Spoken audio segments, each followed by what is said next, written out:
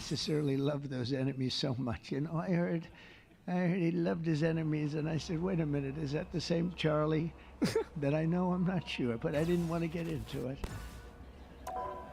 But it was a horrible, heinous, we did demonic miss the act of debate murder. with Charlie Kirk and He was Hassan. assassinated in the prime of his life for boldly speaking the truth, for living his faith and relentlessly fighting for a better and stronger America. He loved his country. And that's why this afternoon it's my privilege to posthumously award Charles James Kirk, our nation's highest civilian honor, the Presidential Medal of Freedom. Thank you.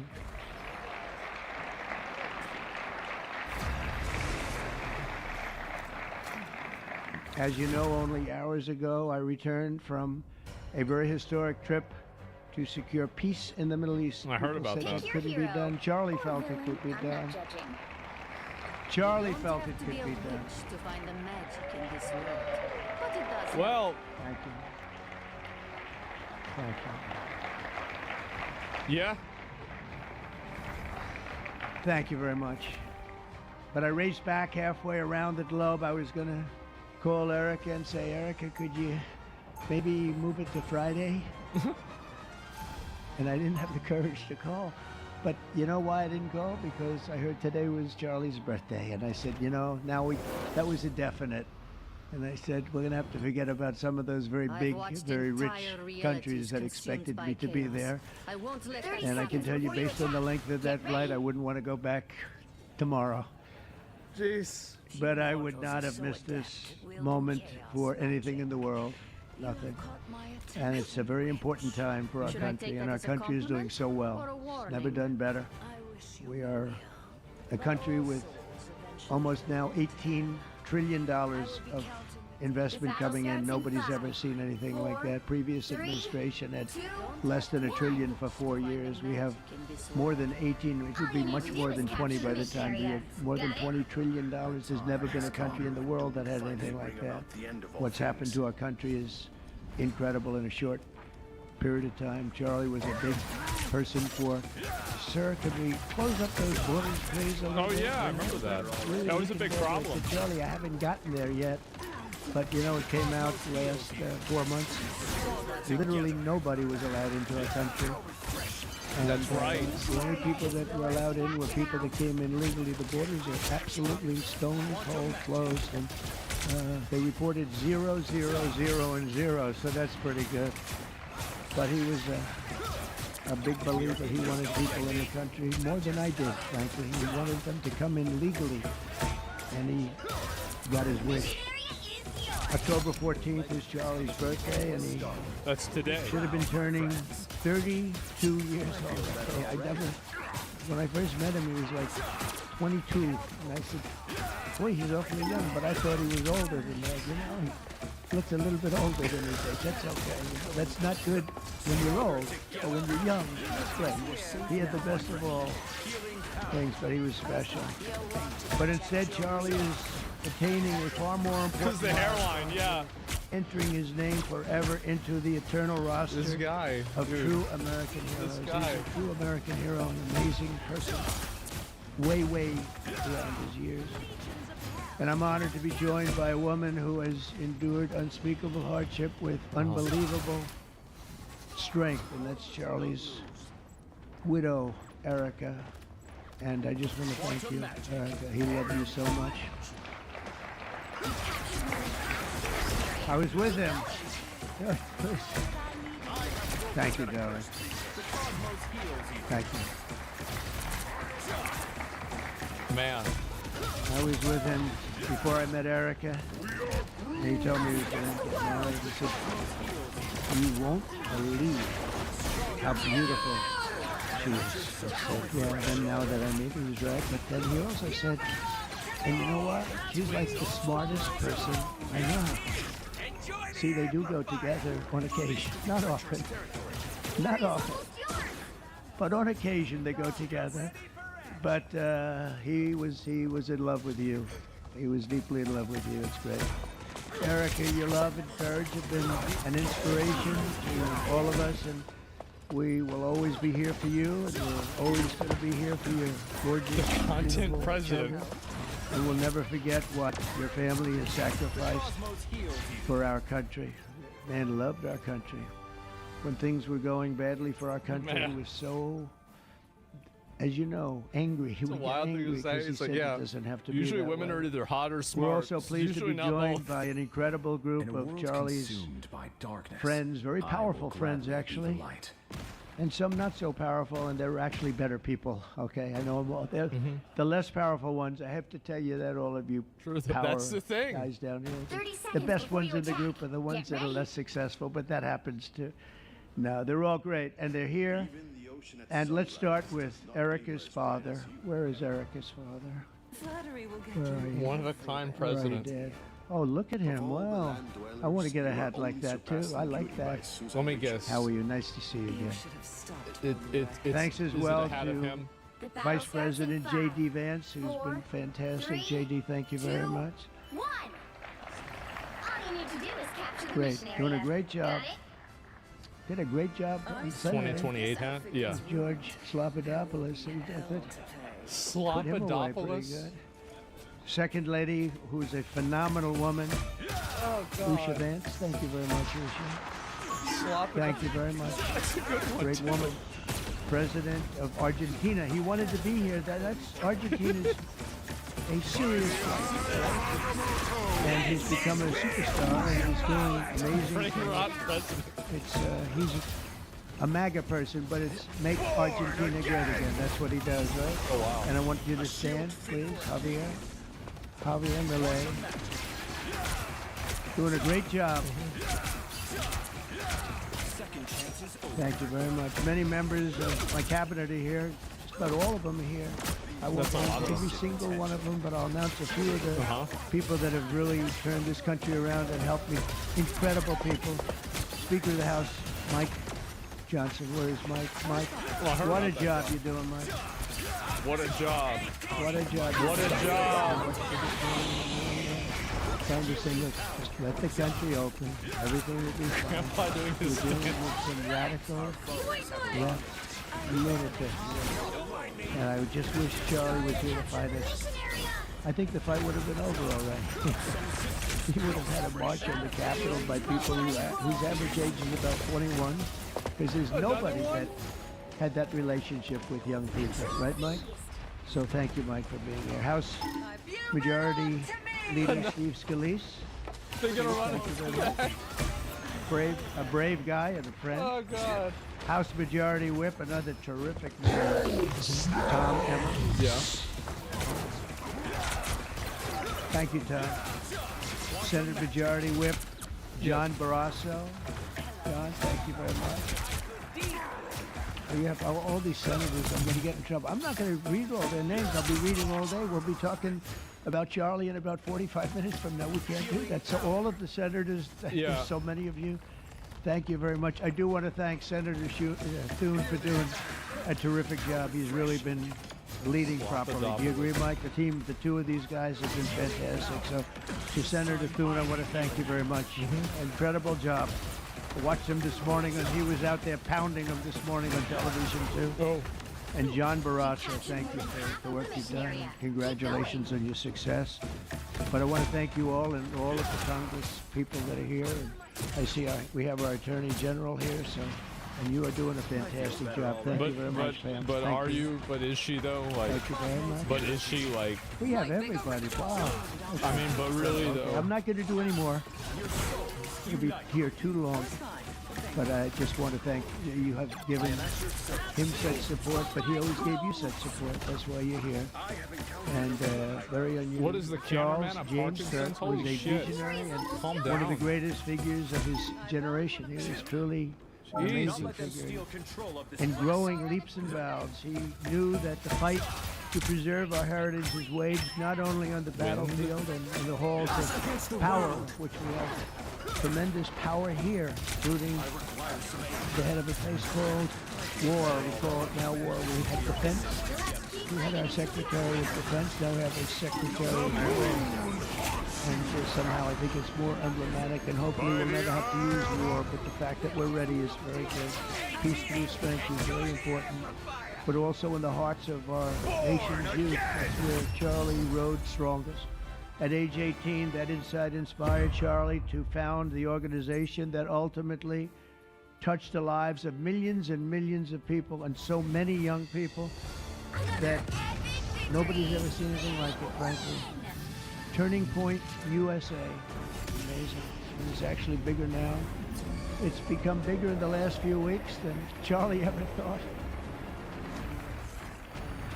I think his end vision in many years from now would have been just a fraction of what it turned out to be in a couple of weeks, right? It's amazing. With hard work and joyful spirit and endless enthusiasm and determination.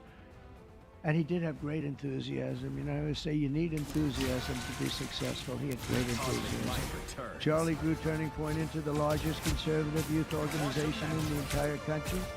He forged a personal bond with countless young conservatives. He fought for free speech, religious liberty, strong borders, and a very strong and proud America. In everything he did, he put America first. He really put America first. Did I miss anything?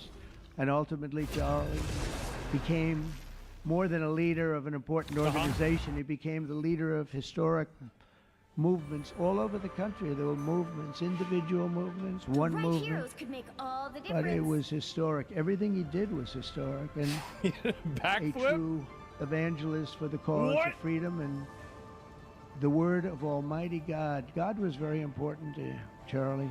He would say, you know, if you don't have religion, you're not going to have a strong country. It's true. He was so wise beyond his years. You know, I talk to him sometimes and say, this guy is like a young guy. But it does help. He was really a wise man. From the time Charlie worked on my presidential campaign in 2016, and he was there right from the beginning. He liked me. I don't know. I have no idea why. What the hell was he thinking? He said, you're going to win, sir. He said, you know, I'm running against 17 senators and a lot of tough people and governors. We have all these people. And he said, no, you're going to win, sir. He said, not going to be close. And he made it happen. He helped make it happen, I'll tell you that. Without him, who knows what would be. Maybe you'd have Kamala standing here today. That would not be good. I will tell you, Javier, you don't know who Kamala is. Promise, it would not be good. You agree with that, Howard? He also mobilized countless citizens to go vote. It's called Go Vote. Very simple. And with his help in 2024, we won more young people than any Republican by far in the history of our country. And we won the popular vote. We won the swing states, all 7 of them. Remember, they said, oh, well, Trump could win 4. That would be nice. I win 7 by a lot, by a landslide. Wow. But the popular vote was massive. That's a lot. And we won the Electoral College. Remember, they said, well, it's going to be very hard. I'd say 270. Well, we got 312 to 226. He's going to talk about how and the election then we won something called districts and councils and different things. But in one case, we won 2,750 to 525. That's the one where you see the map is almost entirely red, except they have a little blue line on one side and a little blue line, meaning New York and a little bit Los Angeles. I have a feeling that if the vote were 100%, we would have won that too. You want to know the truth. But he knew, and he knew very well, and he also understood honesty, and he was always concerned with honesty. He said the only way we can lose is if the cheating gets so bad, and that's where we came up with a little phrase, too big to rig. We said, go out and vote. Just go out and vote. And we had that. Remember, we used to say that all the time because people would say, oh, they're going to win. We don't have to vote. Let's go to a movie. We'll come home and watch later. And he wasn't about that. So we come up with really together, we came up with that phrase, we're going to make it too big. I never made a speech where I didn't say at the end, now look, the polls are showing good. Don't believe the polls. Said we're going to make it, Susie, right? Too big to rig. So if you think we're going to win by a lot, doesn't matter. Pretend we're losing. You got to go out and vote. They voted. It's probably a good way to do it. And at 9:02, the whole thing was over, right? 9:02. That was a blowout. They said, oh, just go a few days. Oh, a few minutes. 9:02. And he knew that. And I felt it, but he knew it. He knew it. I think he knew it more than anybody. But Charlie never missed an opportunity to remind us of the Judeo-Christian principles of our nation's founding, or to share his deep Christian faith. In his final moments, Charlie testified to the greatness of America and to the glory of our Savior, with whom he now rests in heaven. And he's going to make heaven. I said, I'm not sure I can make it, but he's going to make it. He's there. He's looking down at us right now. So incredible. Look at this. How this came out. This was supposed to be so dark and cloudy. Not dark and cloudy, is it? Look at that. Yeah, he found out, yeah. There's no artist that can capture this beautiful as it is there. Wow. Uh-huh. Amazing. Well, As yeah, I said, on the day I that did. he was assassinated, Charlie Kirk was a martyr for truth and for freedom. And from Socrates to think, and to St. Peter, from Abraham Lincoln to Martin Luther King, those who change history the most, and he really did, have always risked their lives for causes they were put on earth to defend. He was put on earth to do exactly what he was doing. He didn't want to waste time. He would have been a top student at any college in the country. I know the college as well. He's smarter than the guys there. He was so smart. But he almost, I guess, didn't have the time because he knew what he wanted to do. He wasn't like, I want to sit in the classroom for 4 years listening to people teach me liberal principles. Because they were never going to teach him that anyway. But he didn't have the time. He really didn't have the time. But every time the enemies of goodness and virtue tried to silence the voice of righteous and noble leaders like Charlie, they fail. They seem to fail. Ultimately, they look like they're doing well, and then they end up failing. Because the truth has been unrelenting over the years, over history. And people like Charlie, it's just they've got a power that others don't have, and very few people will ever have. So today, like those martyrs before him, Charlie's voice, his message, and his legacy are stronger and greater than ever before. They are greater than ever before. Look, this is a horrible event, but it brought out the greatness of Charlie. Nothing could have ever supplanted this. It's incredible the way people are talking about him. And with great love. I mean, I read so many stories about some of the enemies, but I watch the enemies, and it's hard for them to speak badly about it because... Well, I don't know about that. Who said that? Days since Charlie's murder, I've seen exactly why our country so dearly needed his example. We've watched legions of far-left radicals resort to desperate acts of violence and terror because they know that their ideas and arguments are persuading no one. They know that they're failing.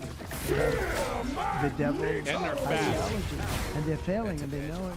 They feel it, and they become violent Because they're bad. They become very violent on the left. They rammed vehicles into federal law enforcement, fired sniper rifles at ICE agents. Caused so many problems. And I made a turn at a good time. I can't call other people that. I made a turn at a good time. I turned to the right. Charlie couldn't believe it, actually. He said, how the hell did you make that turn? I said, I don't know.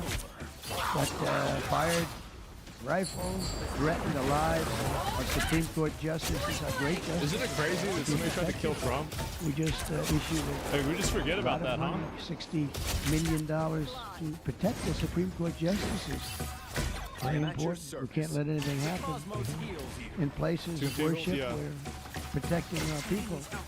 We've seen that a candidate for Attorney General in Virginia boasted that he would want to see the Republican Jay Jones, a legislator in Virginia, shot in the head and to see his children murdered. what a dick sucker! What a dick sucker! Now he continues to run for office, and most people continue to back him. What a nasty dick sucker! And shot in the head and to see his children murdered. And they keep running. Pretty amazing, right? That's a bad one. Yeah. Let's see how that turns out, but that's a really bad one. Nobody's heard that one before. Especially in the wake of Charlie's assassination, our country must have absolutely no tolerance for this radical left violence, extremism, and terror. We're done with the angry mobs, and we're not going to let Then our arrest cities them. be You need to unsafe. arrest more of We'll them. make sure our cities are safe. When you have Chicago, where they had 4,000 Arrest the people murdered mayors. over a very short period of time, 4,000 people. And And then we have a governor stand up and say, oh, things are going swimmingly. We're going to make Chicago safe, just like we're going to make. Look what we did in D.C. It's so nice that we started here because this was one of the most violent places in the United States. It'd be dangerous to be right out here. You couldn't go to a restaurant. The restaurants were all dying. The whole place was dying. You'd have these gorgeous, look at the Washington Monument over there. You'd have Not these everything needs to be a buildings, campaign rally. monuments and structures. That's where you're wrong. People were afraid to leave their apartment. They were afraid to go to work. That's They'd where get you're into wrong. an Uber, and they'd feel safe, and then the Uber would be attacked. They thought they made it to safety, and then the Uber was attacked. Who does on the that? trip in. But we've done a great job, and now it's considered a totally safe city. We haven't had problems. Took us 12 days to make it great. We took out, Pam, 1,700 hard criminals, career criminals in many cases. Wow. But these are hardened criminals. Many of them came in through the Biden open borders. We brought them back to the country. And a couple were so violent that we put them in jail. We don't want to take a chance that they could get back in. Because no matter how good we do, somebody can sneak in. They were so violent and so bad. One arrested 28 times. Every time they left prison, they'd get into a violent incident. 28 times. And we put him away. Should have sent him to the moon. But we're done with the angry mobs. We're done with it. This is such an unbelievable place right now. You take a look where you can walk down the middle of the street with your wife or your husband. Your children can walk. They can walk alone. It doesn't matter. They can walk anywhere in Washington. Well, he's right about this. If this were a year and a half ago, a year ago, they'd have a serious chance of being badly hurt, even killed. Even killed. They come in from Indiana, they come in from Iowa, they come from Florida to see the nation's capital, and somebody would have to call the parents. Well, he's talking about how safe it is. Son or your daughter's been killed. Oh, that's good. Not anymore. You hear those sirens going off? That's good. That's a good sign. That means they either got the bad guy or they're going to stop the bad guy. You didn't hear that sound because nobody wanted to do anything.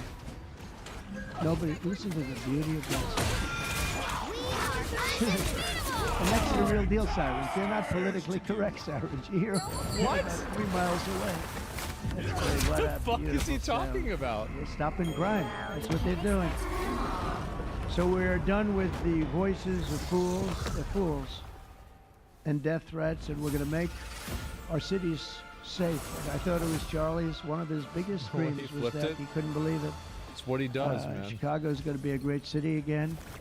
It's not We DEI sent people sirens. in there 6 months ago, and this governor said, well, crime is down. Yeah, that's because we had the FBI in there for 6 months, just preparing it for the bigger surge. And they've done a great job, the cash and the FBI. They've done a great job, and they love doing it, you know? They love being Have able they to been do doing it. a great They were job? Is that true? restricted from doing it. They couldn't do anything. Is that really? I don't know. And now they're totally unrestricted. All they have to do is stop crime, and they're doing it. By the way, Memphis, as you know, you heard they went in about a week ago.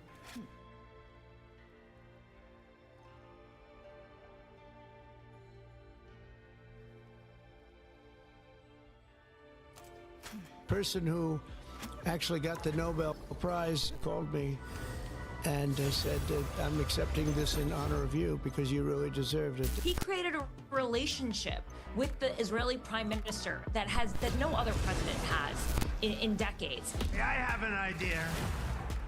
Mr. President, why don't you give him a pardon? I think Trump addressing the Knesset just proves how absurd this whole conversation is. He bragged about moving the U.S. Embassy to Jerusalem. He rewarded Israel's illegal annexation. He praised Miriam Edelstein while also calling her Israel first. It seems to me the MAGA base is increasingly anti-Israel. We see that with Tucker Carlson, with Candace Owens and others. What's that about? Well, let me correct you on that. I don't think it's anti-Israel. A lot of it's anti-Semitic. I mean, people are losing their minds. We're talking about giving the Nobel Peace Prize, hopefully, to a guy who is declaring war on his own cities. Destiny, you won. You have Trump derangement syndrome. Congratulations. So are you suggesting that you would allow trans athletes to compete in women's sport in the Olympics if you were governor? Look, everyone is competing in a sport, and they come with abilities, and perhaps there could be, kind of a different league for them. I think we may just have seen another California Democrat candidate torpedo their campaign for governor. I mean, extraordinary. President Trump's historic role in ending the Hamas war has drawn bullets from even his most embittered opponents. Hillary Clinton commended Trump for brokering peace, and President Obama was roundly criticized for failing to mention him in his long statement. Politics is turbulent and, above all, fickle.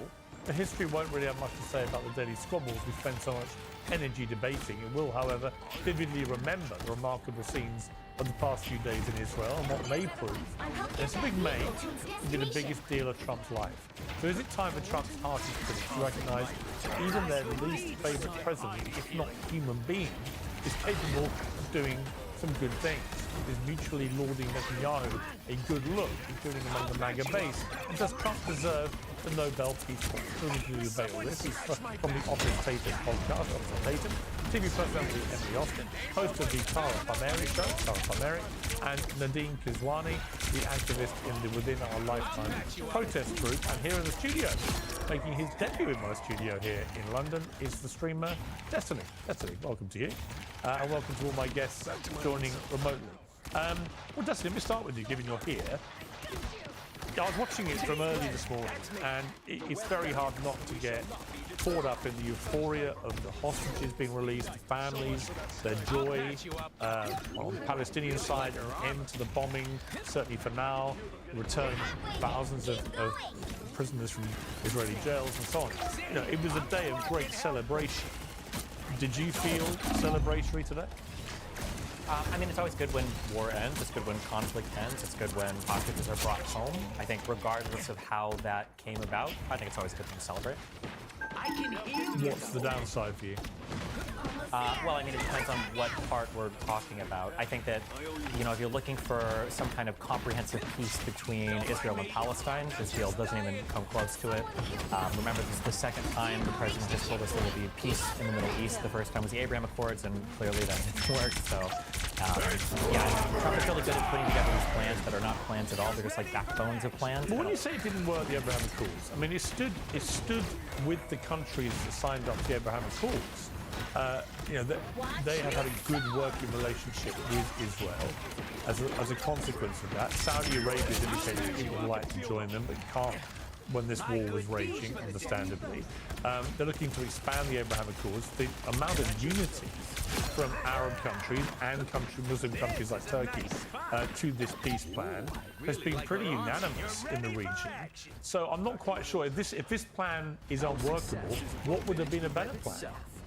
I mean, anything that actually leads to a long-term permanent solution between Israel and Palestine. I mean, when you say the Abraham Accords worked, I mean, that's because they were involved in countries that weren't really fighting with each other. I think that a lot of the Israeli peace process with other Arab states is just trying to extricate Palestine from any overall peace arrangement with any other country. The Abraham Accords did that. They kicked the can down the road. That's how it happened. It was just like the Second Intifada after the failures of Oslo 1 and 2. And now we're getting a deal that kind of looks like an Oslo 3 peace framework where it's a bunch of vague stuff. Nobody really knows what it means. And basically Israel has like infinite reign to kind of like play with it how they want. Like, what does it mean to de-radicalize the Palestinian Authority or de-radicalize the Gaza Strip? Who knows?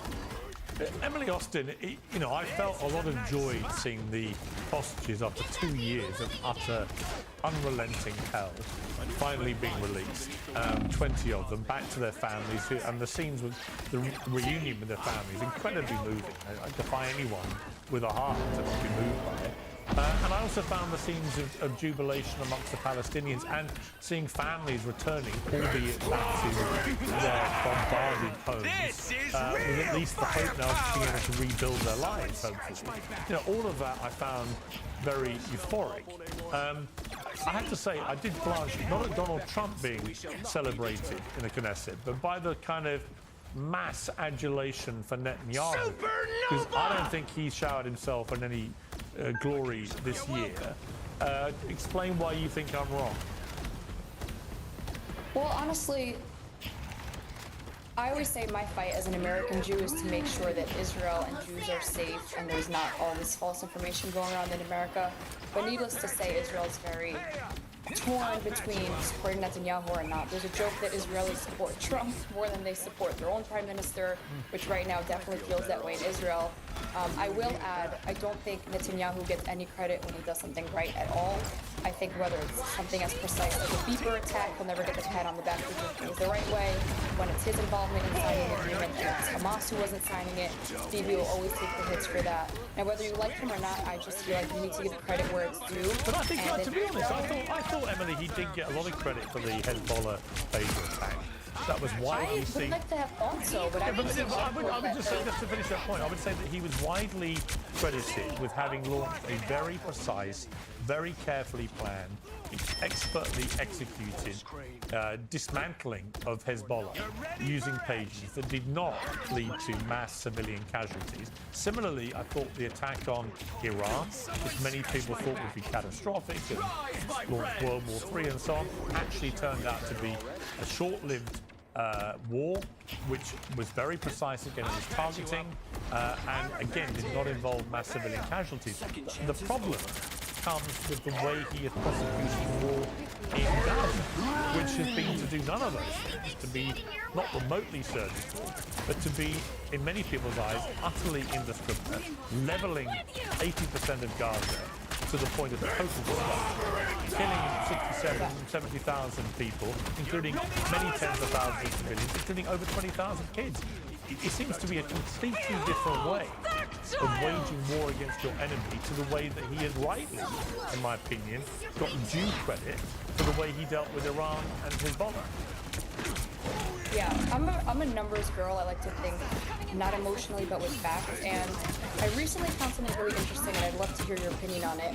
According to UNRWA's numbers, which I'm reluctant to trust to begin with, according to them, 73,000 structures were destroyed, right? 68,000 people were dead. By the way, I'll add the Hamas spokesman said 58,000 militants were killed, so that math is not really making sense. But per UNRWA numbers, if that is in fact true, and there were 73,000 structures destroyed and 68,000 people dead, then their ratio of structure to person, I'm talking buildings, was less than one person. It's 0.9 people per structure. Emily, you've seen the pictures. You've seen, I mean, look, one of my biggest bugbears about this is Netanyahu refusing, to this day, to allow international journalists to operate freely in Gaza to verify what's been going on there. But we've all seen the very few aerial shots that have come out in the last few weeks and months, and they've been utterly devastating.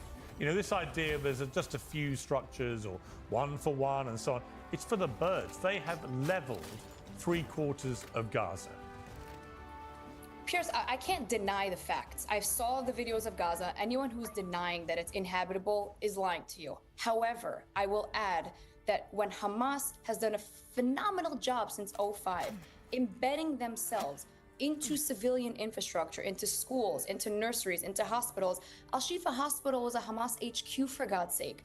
They don't really leave Israel with much of a choice. Listen, I know you're critical of Netanyahu, but I've yet to hear anyone give me a better answer than if they were in your shoes and you are fighting a military that has fully embedded themselves into infrastructure that belongs to civilians, do you now lose a war and surrender because they've made it really, really difficult to attack? I'll tell you what Israel has done. They've done them the courtesy of dropping leaflets every single time they're going to make a strike, which, by the way, I'll add, no other military will ever do that in any form of war. They have let aid in despite people denying that. That's a fact. They've let tons of food and aid in. Again, no other military will ever do that. Well, they waged a 3-month... Well, hang on. They waged a 3-month illegal blockade of food and aid in February this year, which was a breach of all conventions and is, in my opinion, was a war crime. I mean, I think a lot of stuff... Before those 3 months blockade, they allowed enough aid in to last them. Well, you know what? It should never have happened. It was that you cannot do that. Why is it Israel's responsibility to feed them to begin with if they're in a war? It's not. It's a war crime. It's a war crime to have a blockade.